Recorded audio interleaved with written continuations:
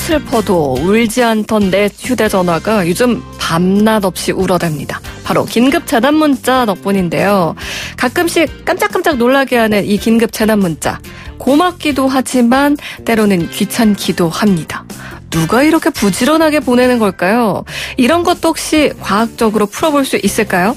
매주 화요일 우리가 놓치고 있었던 신비한 과학의 세계, 과학을 품은 뉴스, YTN사이언스 이동은 기자와 함께합니다. 안녕하세요. 안녕하세요. 네. 아니, 참 저희가 매주 이 코로나19 얘기 관련된 소식들 다루고 있는데 네. 이번 주도 여전히 관심은 다 여기에 쏠려 있어요. 그렇죠. 네. 뭐 벌써 이 코로나19 이야기를 한 게 한 2달쯤 된 것 같은데 제가 그래서 찾아봤더니 뭐 실제로 얼마 전에 뭐 한 50일 됐다 이런 얘기가 있었잖아요. 국내에서 첫 확진자가 발생했던 게 지난 1월 20일이더라고요. 그러니까 실제로 우리가 이 얘기를 나눈 게 벌써 이제 2달이 다 돼갑니다. 네. 그동안 뭐 이 코로나19가 우리 좀 생활 모습이라든가 이런 생활 습관을 좀 많이 바꿔놨어요. 이제 뭐 마스크 같은 경우는 안 쓰면 어색할 정도로 굉장히 필수가 됐고요. 손도 의식적으로 예전보다 좀 더 꼼꼼하게 씻기도 하고 자주 씻는 것 같아요. 또 이 최근 들어서는 사회적 거리라는 개념에 대해서도 많은 분들이 알게 되고 공감을 하게 된 것 같기도 하고요. 맞습니다. 저도 정말 평생 요즘처럼 손을 열심히 꼼꼼하게 씻는 적이 없는 것 같은데 이런 습관들은 이번 기회에 또 잘 배이면 맞아요. 앞으로도 뭐 무슨 감기랄까요? 뭐 각종 그런 질병을 또 막는 데 도움이 되지 않을까라는 생각이 듭니다. 근데 그중에서 좀 요즘 적응 안 되는 게 앞서서도 말씀드린 이 긴급 재난 문자예요. 맞아요. 저도 뭐 굉장히 공감을 하는데 뭐 하루에도 몇 번씩 매일매일 받고 있잖아요. 근데도 올 때마다 혹시나 하는 마음에 또 이렇게 들여다보게 됩니다. 근데 뭐 이 문제는 이 문자가 항상 유용한 내용만 있는 건 아니더라. 아마 많은 분들도 그렇게 생각하실 것 같아요. 네, 안 와도 좀 불안한데 막상 온다고 해서 꼭 이게 지금 당장 나한테 유용한 것인가라는 것에서는 살짝 의문도 들긴 하는데, 아니 저 같은 경우에는 뭐 직장인 이거 상암동 지역이 마포구니까 마포구에서도 문자를 보내고요. 서울시청 보내고요. 그리고 뭐 집 주변에 있는 구청 거기서도 보내고 인근 지역인 여기 상암 인근 지역이 또 고양시 그다음에 뭐 경기도청 이렇게 해가지고 팍 이제 오는데 아마 이제 이동훈 기자랑 저랑 동선이 많이 비슷할 거예요. 그렇죠? 저도 뭐 집이나 직장이 다 마포구에 있다 보니 거의 비슷한 곳에서 지금 뭐 한 대여섯 군데에서 보내는 이 문자들을 받고 있는 상황입니다. 아니 근데 이렇게 중복되는 문자가 많다 보니까 횟수가 늘어나는 것도 있고 뭐 시간도 천차만별로 계속해서 올리고요. 심지어 확진자 동선을 알려주는 그런 문자들도 있지만 가끔가다는 사회적 거리를 둡시다. 맞아요. 뭐 손 씻기를 잘합시다. 이런 위생 수칙 같은 걸 보낼 때도 있더라고요. 이 실제로 이 코로나19 사태가 시작되고 나서 재난 문자가 정말 폭발적으로 늘어났습니다. 예를 들어서 뭐 이 확진자가 굉장히 빠르게 늘었던 지난달 28일부터 3월 1일, 그러니까 주말 동안인데요. 이 사흘 동안 전국 지자체에서 보낸 재난 문자가 911통. 900통이 넘었다고 합니다. 근데 이 2018년 한 해 동안 재난 문자가 모두 통틀어서 860통 정도 발송이 됐다고 해요. 그러니까 이 사흘 만에 1년치 문자 발송량을 넘어섰다는 거죠. 전체 횟수로 봐도 지난 2월에만 전국에서 한 2,500건이 넘는 재난 문자가 발송이 됐고요. 이번 달에도 보름밖에 안 지났지만 15일을 기준으로 2,300건을 훌쩍 넘었다고 합니다. 거기다가 이 말씀하신 대로 일반적인 뭐 위생 수칙 을 보내는 경우도 있고요. 뭐 하루에만 지자체 11곳이 손 씻기, 뭐 집회 금지 이런 기본적인 안내 문자를 보낸 날도 있다고 하는데 뭐 이런 경우는 사실 재난 문자의 형식으로 오면 받는 사람으로서는 좀 갑자기 긴장을 했다가 맥이 빠질 수도 있는 거죠. 그러니까요. 사실 그동안 재난 문자는 뭐 이제 어떤 폭우 라던가 네. 아니면 뭐 지진, 자연재해, 네, 뭐 아니면은 미세먼지가 너무 심한 네. 날이라던가 뭐 요런 것들 혹은 뭐 화재가 난다던가 네. 이런 것만 받아보다가 이번에는 이게 전염병이기 때문에 다들 이 전염병과 관련된 긴급재난 문자도 처음 받아보시는 맞아요. 건데 네. 이게 기준이 좀 있을 것 같거든요. 네. 어떻게 정해지는 건가요? 우리가 흔히 쉽게 말해서 그냥 재난 문자라고 말을 하는데 받은 문자를 자세히 보시면 정확하게는 안전 안내 문자 이렇게 돼 있습니다. 네, 행정안전부가 정한 기준을 보면 이 재난 문자가 크게 세 가지로 나눌 수가 있는데요.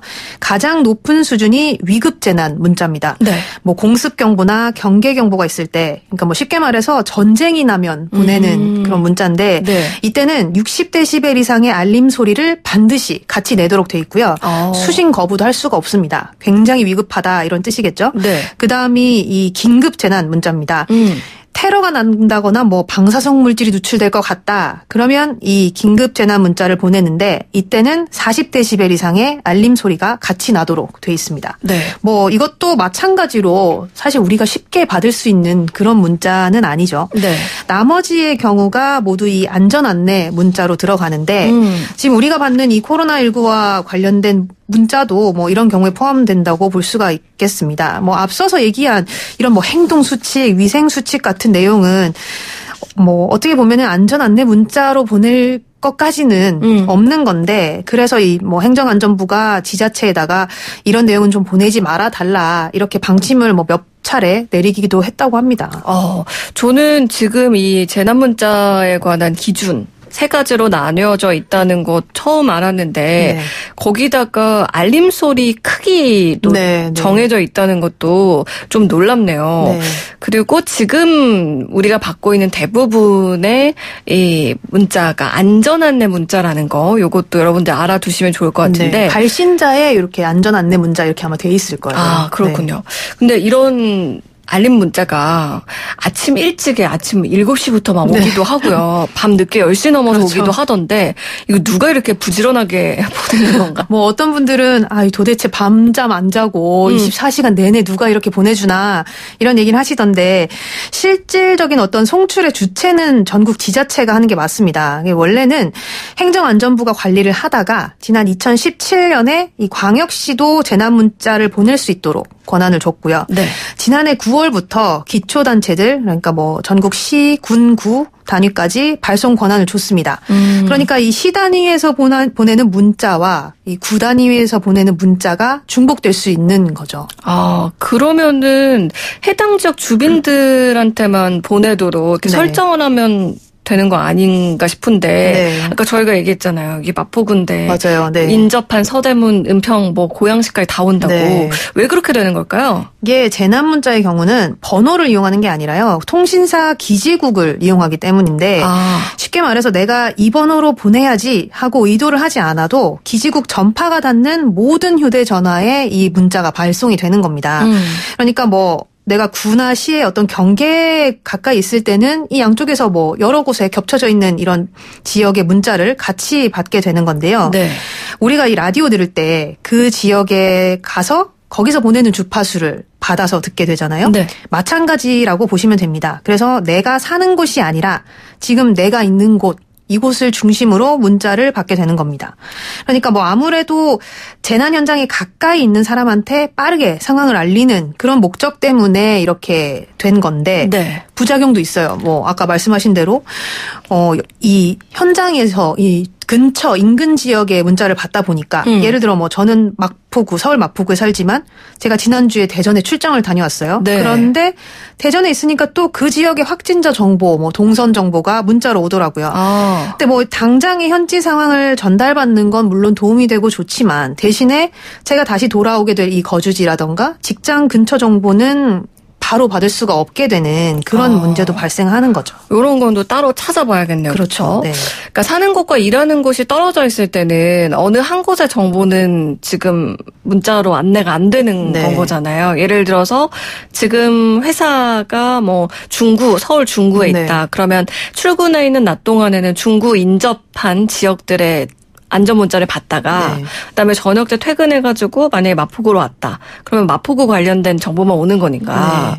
그게 좀 누락되는 부분들이 있을 것 같은데 근데 이렇게 문자가 광범위하게 오는 걸 보면요. 기지국 중심으로 지금 보내는 거라고 했는데 기지국 전파가 되게 멀리까지 가나 봐요? 그렇죠. 그러다 보니까 이제 뭐 여러 지역의 문자들도 중복이 되게 되는 건데 지금은 이 국내 이동통신 3사의 LTE 기지국을 이용을 해서 이 재난 문자가 전송이 됩니다. 네. 그러니까 뭐 중간에 뭐 높은 산이 있다거나 아주 큰 건물이 있으면 좀 얘기가 달라지긴 하지만 이론상으로만 보면 이 LTE 기지국의 전파가 15km까지도 도달을 한다고 합니다. 뭐 물론 이론상이기는 하고요.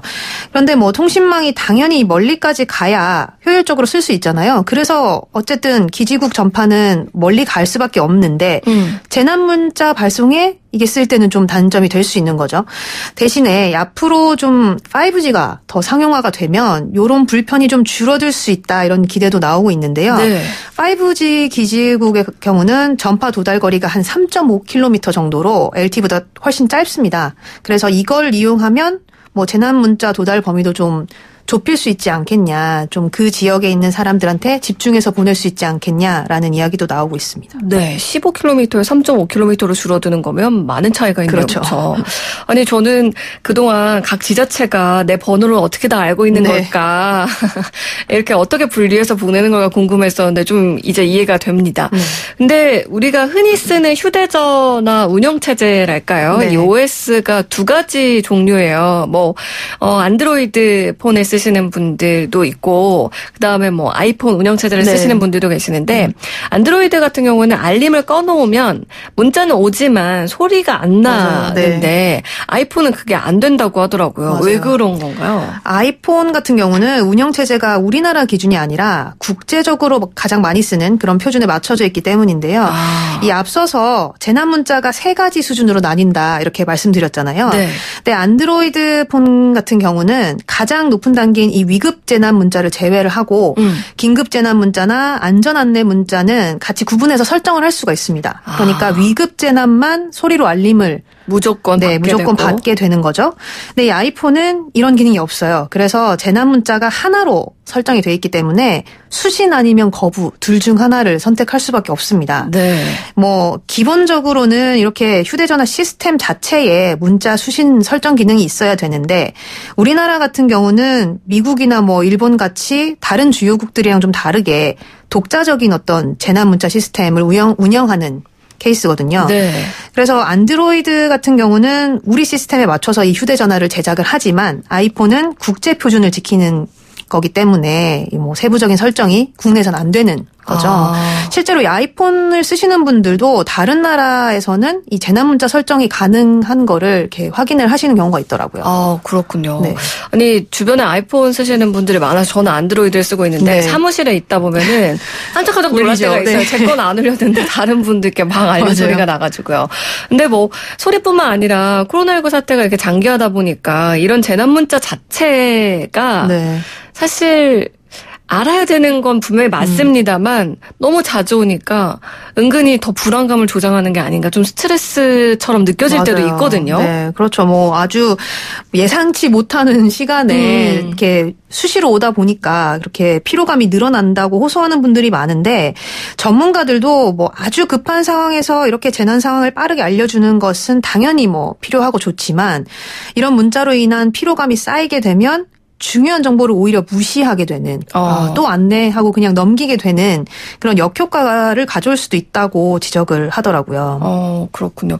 그럼 이렇게 재난 문자 발송이 급증할 때를 대비해서 네. 좀 이번에 개선을 하면 좋지 않을까요? 네, 그렇죠. 뭐 이렇게까지 우리가 재난 문자를 한 번에 많이 받은 적이 없었기 때문에 아마 이런 부작용들도 처음 겪어보는 것 같은데 네. 정부에서도 뭐 여러 가지 문제점을 개선하기 위해서 노력을 하고 있습니다. 뭐 이동통신 3사와 함께 문자 발송 범위를 뭐 한 수백 미터 단위 좁게 좁힐 수 있는 어떤 발송 체계 구축을 위해서 연구를 하고 있고요. 또 이런 기술적인 문제뿐만 아니라 과도하게 문자 발송을 하지 않는 방법 뭐 이런 것들도 고민 중입니다. 네. 그래서 뭐 일부 지자체에서는 긴급하지 않은 너무 급하지 않은 내용은 뭐 일반 문자나 우리가 많이 쓰는 어떤 카카오톡 네. 이런 경우는 우리가 알림 설정을 따로 할 수가 있기 때문에 네. 이런 걸 통해서 받도록 하고 있고요. 또 어떤 곳에서는 홈페이지에서 문자 서비스를 신청을 받는 곳도 있습니다. 그래서 받을 사람만 신청을 하면 문자를 보내주도록 그렇게 하고 있고요. 실제로 얼마 전에 이 충북 청주시에서 이 문자 발송 운영 기준을 세분화했다 이렇게 발표를 했는데 네. 뭐 예를 들어서 자정부터 오전 한 6시까지는 굳이 대피가 필요한 상황이 아니면 재난문자 송출을 피하도록 하자 이런 어떤 지침들을 넣은 건데 뭐 코로나19와 관련해서는 시간대별로 이렇게 나누는 거예요. 그래서 뭐 이른 아침이나 늦은 밤에는 확진자 동선이라던가 다음 날 당장 대응해야 하는 어떤 긴급한 상황 그런 경우만 아니면 제한적으로 이제 그런 경우에만 제한적으로 보낼 수 있도록 이렇게 지침을 따로 마련을 했습니다. 네. 그러니까 뭐 이번 사태를 계기로 재난문자 발송에 대해서도 기존에는 이렇게 많이 생각을 잘 안 하고 못 느끼고 있었지만 네. 아마 이런 시스템도 개선이 이루어지지 않을까 생각을 합니다. 네, 이런 걸 좀 알게 되면 네. 될수록 참 이 신종 바이러스가 우리한테 많은 것들을 바꾸고 네. 있고 생각하게 하고 참 그렇구나. 그동안 우리가 미처 생각하지 못했던 부분들까지도 네. 그런 생각을 좀 해봅니다. 과학을 품은 뉴스 오늘 YTN 사이언스 이동훈 기자와 함께했습니다. 오늘 말씀 고맙습니다. 네, 감사합니다. 노래 한 곡 더 띄워드릴게요. SES Just a Feeling.